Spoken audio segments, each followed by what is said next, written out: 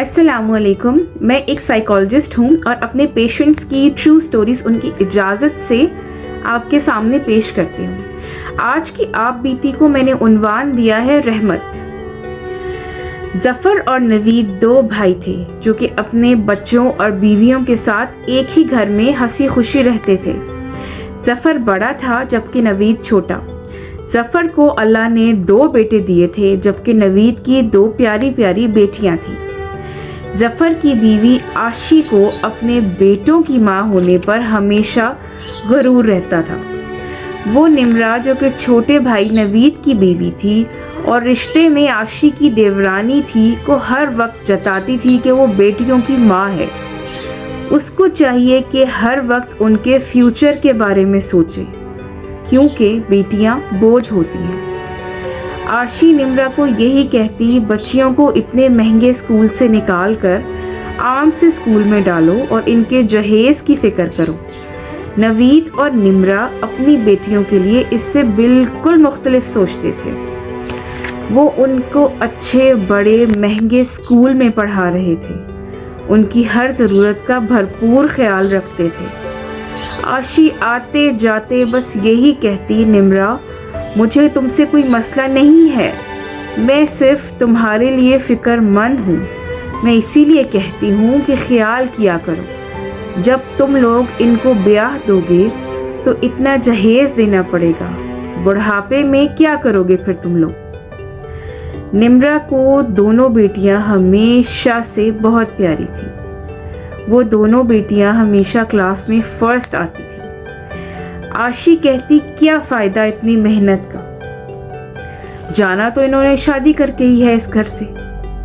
आशी के अपने दोनों बेटे बस एवरेज से थे पढ़ाई में। वक्त यूं ही गुजरता रहा। निम्रा की दोनों बेटियां माशाल्लाह बड़ी हो गईं। वो घर बार की खिदमत करती रहती, रौनक थी दोनों, हर किसी का ख्याल रखती। दादा, माँ बाप, ताया ताई सब उनकी वजह से बहुत खुश और मुतमईन थे, जैसे कि घर का पूरा बोझ उन दोनों ने ही उठा रखा था। दोनों अब कॉलेज में जाती थी, बड़ी हो चुकी थी। दोनों के ही बहुत अच्छे अच्छे घरानों से रिश्ते आ रहे थे। निम्रा और नवीद उनकी पढ़ाई ख़त्म होने का इंतज़ार कर रहे थे कि जैसे ही उनकी पढ़ाई ख़त्म हो तो मुनासिब रिश्ते देखकर उनकी शादी कर दी जाए। हालांकि वो दोनों इस बात पर राज़ी नहीं थी, लेकिन माँ बाप यही चाहते थे। वहीं आशी के दोनों बेटे हायर स्टडीज़ के लिए बाहर जा चुके थे और पढ़ाई मुकम्मल होते ही उन्होंने वहाँ जॉब स्टार्ट की और वहीं सेटल हो गए और वहीं के होकर रह गए। आशी उनको देखने को भी तरस गई।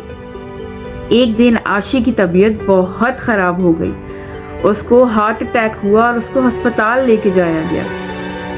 वो चाहती थी कि दोनों बेटों को एक दफ़ा देख ले। निम्रा ने जिठानी की इतनी बुरी हालत देखी तो उससे रहा ना गया। उसने बेटी से कहा, कज़न को फ़ोन में लाओ। निम्रा ने फ़ोन का स्पीकर ऑन करके आशी को पकड़ा दिया, जो बमुश्किल ही बोल सकती थी। बेटे की आवाज़ सुनते ही आशी शदीद रोने लगी और उसको सारी सिचुएशन बताई। आशी ने जब बेटे को ये बताया कि वो उन दोनों से मिलना चाहती है तो बेटा फ़ौरन बोला, मम्मा मैं जानता हूँ कि आप मुझे और भाई को वापस बुलाने के लिए ये सब कर रही हैं।